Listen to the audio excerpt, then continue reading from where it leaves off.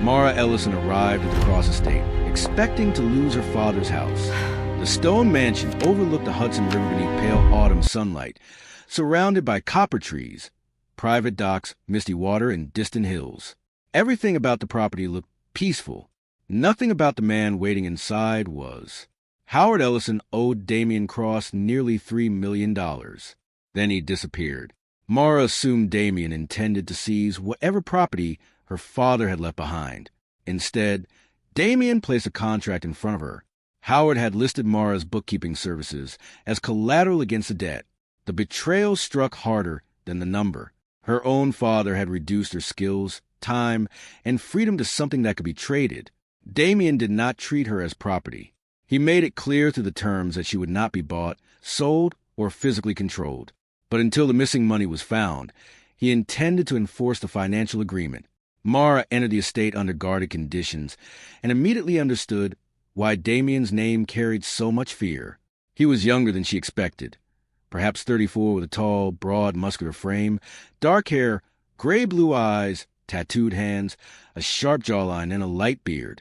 His presence was intimidating, but his control was more unsettling than violence would have been. Damian's organization had lost millions through hidden transfers. He believed Howard had helped someone inside the Cross family steal from him. Mara was given access to the financial ledgers.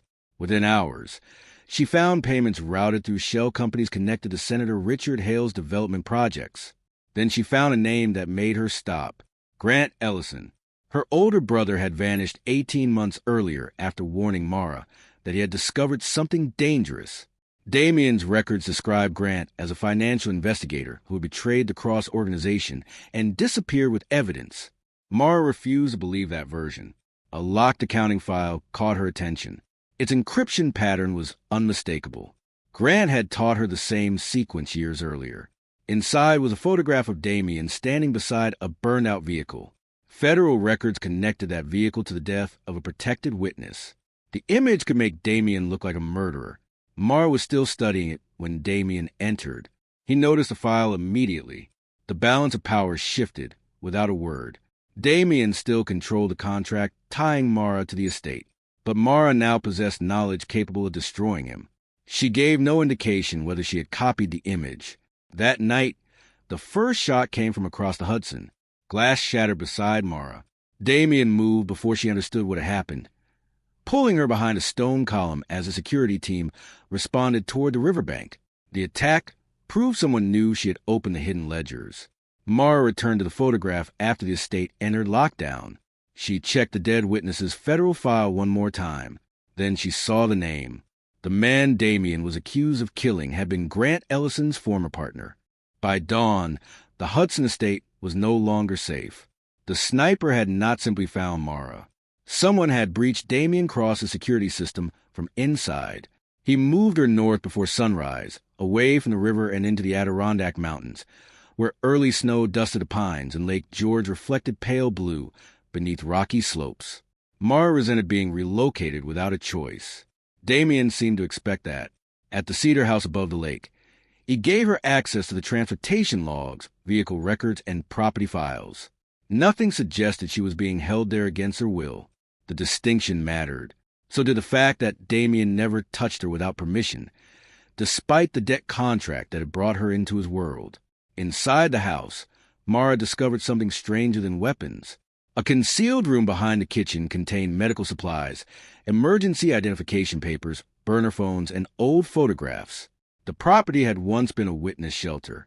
Then she found the man from the burned vehicle, alive. The photographs showed him recovering inside the same Cedar House months after federal records declared him dead. Damian had not killed him. He had hidden him. The witness had discovered corrupt federal agents working with Senator Hale's contractors, and Damian had moved him before they could finish the job. The photograph Mara found at the River Estate had been staged to make Damian look responsible for the murder. He still refused to explain who created it. That silence kept her cautious. Then Mara recognized Grant's handwriting in the witness files. Her brother had been working with the man before he disappeared. The financial records beside those notes revealed something uglier.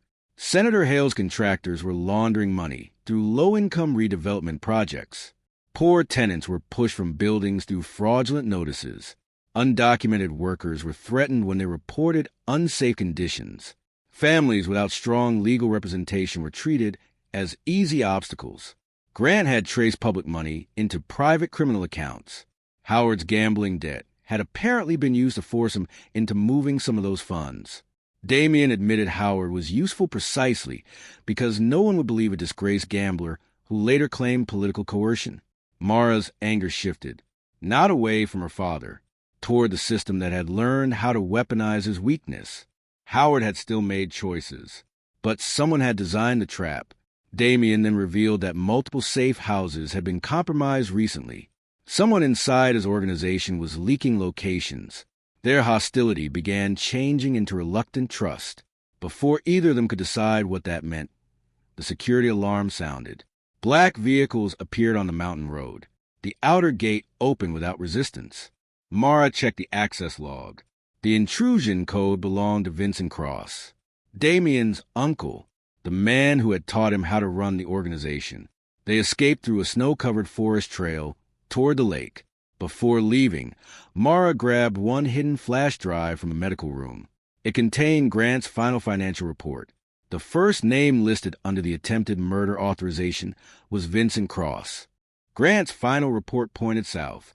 The trail ended at an abandoned shipping warehouse near the Louisiana bayou, once operated by a logistics company tied to the Cross organization. Because the old records had never been moved online, Mara and Damian had to reach the site in person. The warehouse stood beside slow river channels under bright, humid daylight, surrounded by cypress trees, rusted docks, industrial ruins, and moss-covered loading platforms. Celeste Road joined them through a secure contact Damian trusted. Mara recognized her name immediately. Celeste had worked with Grant on a financial crimes investigation before he vanished. Inside the warehouse, old payroll systems revealed what Grant had been tracing. Migrant workers had been transported under false identities to demolition projects connected to Senator Hale. Black and Latino workers were assigned disproportionately to the most hazardous sites, while contractors falsified safety reports. Undocumented employees were threatened with deportation if they reported injuries. Families seeking compensation were redirected through shell companies that conveniently declared bankruptcy. The cruelty was not hidden inside chaos. It had been organized through paperwork. Mara found several payments processed through Howard's accounts. For the first time, she saw exactly what her father's financial choices had helped conceal. Damian admitted that cross-transportation routes had also carried some of those workers without his knowledge. Mara refused to let ignorance become absolution. An empire that profited from routes it never questioned still benefited from what happened on them. Damian did not argue. That mattered more to Mara than an excuse would have. Their mutual respect deepened, but she refused to confuse accountability with innocence. Celeste restored an old security archive. The footage showed Grant entering the warehouse 18 months earlier. Minutes later, Vincent Cross's men followed him inside. Another recording showed Grant meeting Celeste near the loading office. She handed him evidence connecting Vincent directly to Senator Hale. The footage ended before Grant left. Mara's fear sharpened. Inside a concealed office, she found blood-stained financial papers and Grant's broken watch beneath a desk. For several seconds, she could not move. Then Celeste found something that changed everything. A shipping manifest carried Grant's alias. Its timestamp came hours after the warehouse attack. Grant had left the building alive. Damian recognized the transport code immediately. Vincent had moved him through a private medical network designed to keep certain transfers outside ordinary prison and hospital records. Before they could trace the destination, vehicles surrounded the warehouse. Armed contractors moved across the loading yard. Damian forced Mara and Celeste through an old dock tunnel while covering their escape with brutal efficiency. Mara saw again how natural violence had become inside his world. Being protected by him did not make that world beautiful. They escaped with one waterproof ledger. Inside were payments from Senator Hale directly to Vincent. One entry marked Ellison Transfer matched the night Grant disappeared. The next payment carried an authorization from Damian's mother. Margaret Cross had personally approved the money that financed Grant's disappearance. The waterproof ledger led Mara and Damian west to New Mexico. Outside Santa Fe, a restored luxury resort rose beneath brilliant golden sunlight, surrounded by red rock mesas, cactus gardens, dry riverbeds, and highways cutting across the desert. Margaret Cross had once used the property for private family financial meetings. The original records had never been uploaded. Mara entered the hidden corporate archive expecting proof that Margaret had deliberately destroyed Grant. What she found was more complicated. Decades of cross-transactions showed Vincent quietly redirecting money from Damian's legitimate companies into Senator Richard Hale's redevelopment network. Hale used those funds to purchase political influence, finance shell companies, and hide money behind public construction projects. Margaret had discovered the theft years earlier. She concealed it, not because she supported Vincent, but because exposing him would have divided the Cross family and triggered a violent internal war.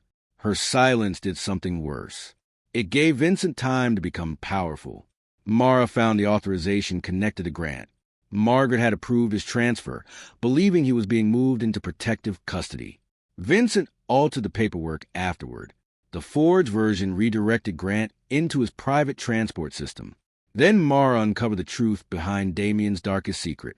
The federal witness supposedly killed beside Damian's burned vehicle had survived because Damian helped him disappear.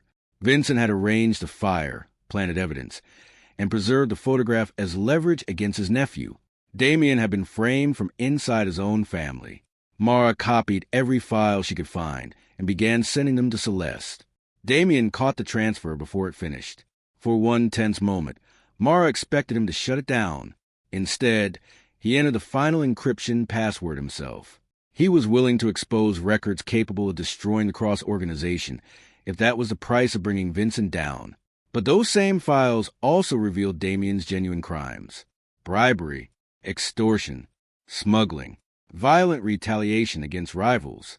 Mara refused to transform him into a misunderstood hero simply because he had been framed for one murder. Damian did not ask her to. That honesty changed the tension between them. Trust was beginning to grow, but neither confused trust with innocence. That evening, Senator Hale attended a private political fundraiser inside the resort. Mara entered to recover original redevelopment contracts connecting Hale directly to Vincent. She nearly succeeded. Then Vincent's security team recognized her. Damian intervened during the escape and was struck by gunfire near the service road. Mara reached the desert rail line with the evidence and a clear opportunity to leave him behind. She did not. She stopped his bleeding and dragged him into an abandoned rail station beyond the resort grounds. Then Damian's emergency device activated. A new encrypted message appeared. The attached photograph showed Grant Ellison alive inside a snow-covered medical facility. The demand beneath it was simple. If Mara wanted her brother returned alive, she had to surrender Damian Cross to Vincent. Mara refused to trade Damian for a photograph. Before she surrendered anyone, she needed proof that Grant was truly alive. Using old transport records, Damian guided Mara and Celeste into the Colorado Rockies, where heavy snowfall buried the roads and frozen lakes stretched beneath steep mountain cliffs. The medical facility appeared legitimate from the outside. Its records told another story. Officially, it was a private rehabilitation center. Hidden patient files identified witnesses, exploited workers, and financial whistleblowers living under false names. Some had been chemically sedated. Others had been declared mentally incompetent, so their testimony could be dismissed before reaching courtroom. The pattern was deliberate. Poor workers, undocumented families, and people without strong legal representation were selected because powerful men believed they could disappear with fewer consequences. Mara understood the logic immediately. It was the same logic that had allowed Howard's debt to become leverage over her. People had been reduced to liabilities that someone richer believed he had the right to collect. Then she found Grant. He was alive. He looked thinner, physically weak, and deeply suspicious when he saw Damian standing behind her. Mara accessed archive footage before Grant could accuse him. The recording showed Vincent personally authorizing Grant's transfer into the clinic. Another file connected Senator Hale directly to the facility's funding. Grant finally explained how Howard had become trapped. Hale had threatened Mara after Grant began uncovering the redevelopment accounts. Howard borrowed money from Damian because he believed a criminal debt was safer than political blackmail. The choice failed. Instead of protecting Mara, it placed her inside another dangerous system. Mara felt no immediate forgiveness. She felt grief for what fear had turned her father into. Grant also confirmed that Damian never ordered the attack on the federal witness. Damian then placed his weapon and access keys into Mara's hands. For the first time since the debt contract began, she had the power to decide whether he left with them. Before she could make that choice, Vincent arrived with private guards. He revealed the final layer of the trap. He had encouraged Howard's borrowing from the beginning. Vincent knew Grant had trained Mara in forensic bookkeeping. He expected the debt to bring her into Damian's financial system, where she would eventually uncover the hidden accounts. Then she could be blamed for manipulating them. The entire arrangement had been engineered. Damian finally understood that Vincent had weaponized his reputation without needing to control Mara directly. Celeste began evacuating the hidden patients while the facility entered lockdown. Mara, Grant, Damian, and Celeste escaped through a maintenance tunnel beneath the frozen lake as alarms echoed behind them. Near the far end of the tunnel, Grant remembered one final detail from his captivity. Margaret Cross had known more about Vincent's plan than she ever admitted. She had allowed Mara to be taken as payment because she believed Mara was the only person capable of exposing Vincent. Grant's revelation followed them east to Rhode Island. Margaret Cross's Whitestone mansion stood above the Atlantic beneath bright storm-heavy skies, surrounded by formal gardens, pine-covered islands, black cliffs, and violent waves breaking below the terraces. Damian arrived wanting one thing: the truth. Margaret gave it to him without pretending innocence. She had known Howard Ellison's debt would eventually bring Mara into Damian's financial system. She had read Grant's reports and understood that Mara possessed the same forensic skills. Margaret believed Mara could uncover Vincent's hidden network from inside the Cross accounts. She had allowed it to happen. Mara's anger was immediate. Her father had used her name in a debt contract. Vincent had manipulated that debt. Now Margaret admitted she had watched the trap close because she believed the outcome might save the Cross organization. Margaret insisted Vincent was close to taking control of everything. Mara refused a justification. A useful result did not make stolen consent acceptable. Damian stood beside her rather than defending his mother. Margaret finally revealed how deep the corruption went. Vincent had spent years building a parallel empire protected by Senator Hale. Legitimate cross-development companies concealed criminal revenue, political payments, and fraudulent redevelopment money. Damian then learned that his own father had originally partnered with Hale. He had inherited an empire already compromised. Mara understood the distinction. Damian was not responsible for crimes committed before he held power, but he was responsible for every choice he made after inheriting it. Margaret opened a hidden archive behind the mansion library.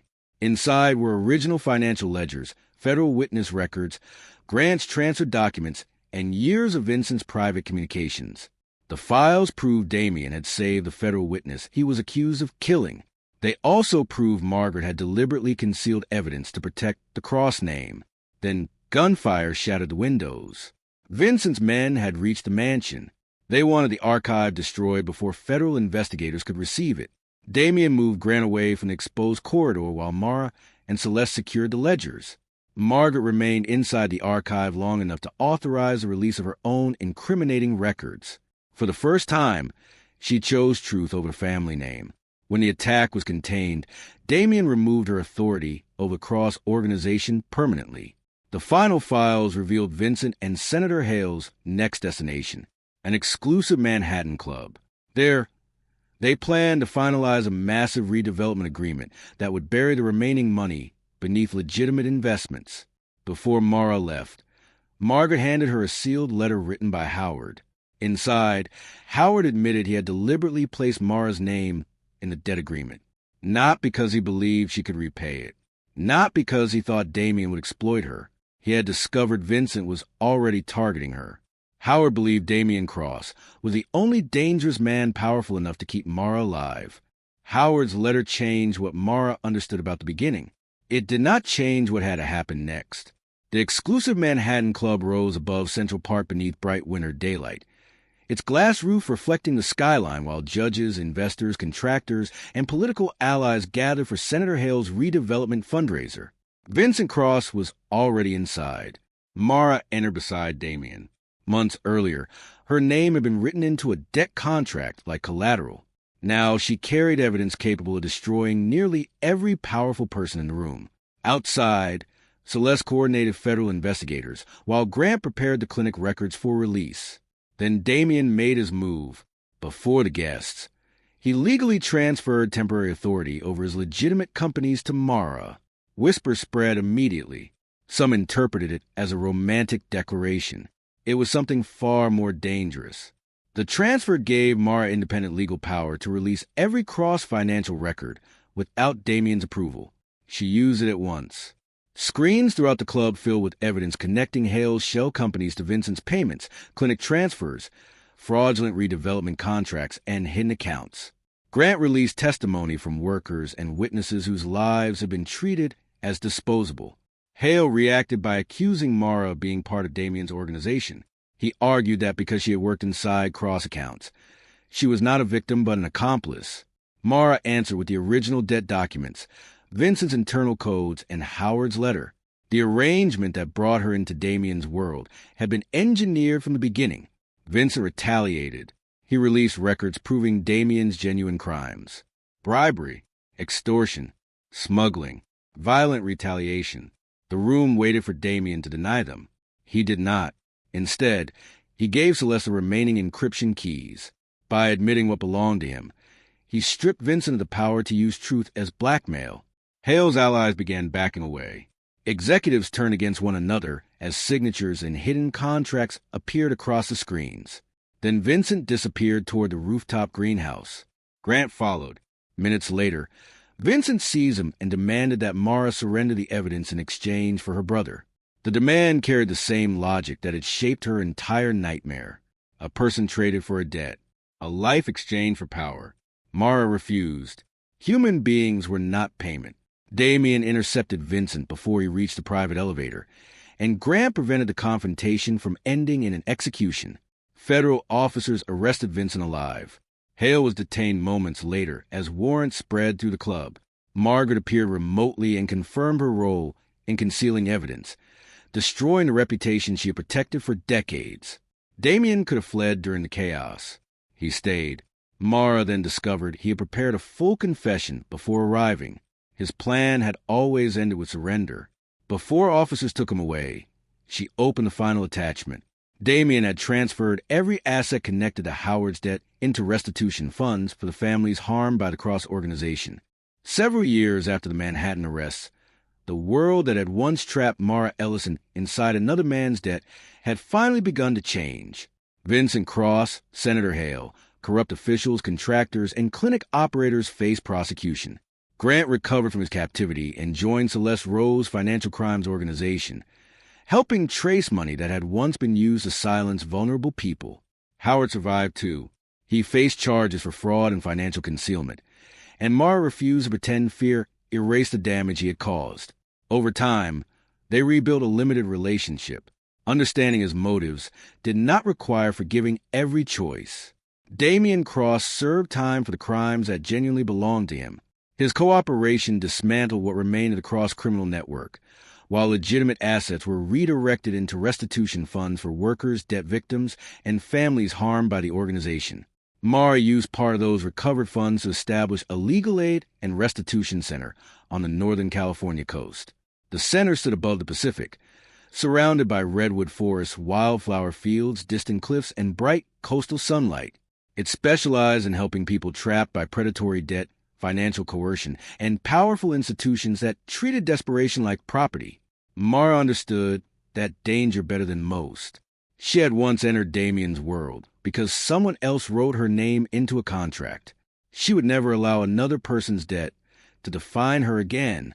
Mara visited Damian occasionally during his sentence, but she never built her life around waiting for him. Damian never asked her to. Eventually, Howard explained the final truth behind his letter. He had discovered Vincent planned to use Mara as leverage against Grant. Howard knew Damian's internal rules prohibited selling, trafficking, or physically harming relatives connected to financial disputes. In his frightened logic, placing Mara inside Damian's debt contract would move her into the one criminal household Vincent could not attack openly. His plan had protected her in one way while violating her in another. Mara accepted the motive. She did not excuse the lack of consent. Years later, Damian completed his sentence. He arrived at the California Center alone. No guard surrounded him. No criminal title opened the gates. No debt contract connected their names. Mara had become financially secure, professionally respected, and emotionally independent. Damian had surrendered the structures that once made him dangerous. They walked along the cliff above the Pacific, while sunlight moved across the water below. Mara knew he had protected her when other people tried to use her. Damian understood that protection had never given him ownership of her future. Nothing remained between them that could be called obligation. No money, no fear, no gratitude demanding repayment. Only choice. For the first time since Howard signed her name away, Mara stood beside Damian because she wanted to. She had once been taken as payment. In the end, nothing between them was owed. Damian Cross once took Mara Ellison because of debt, but only after every debt was erased did she choose to walk back toward him freely.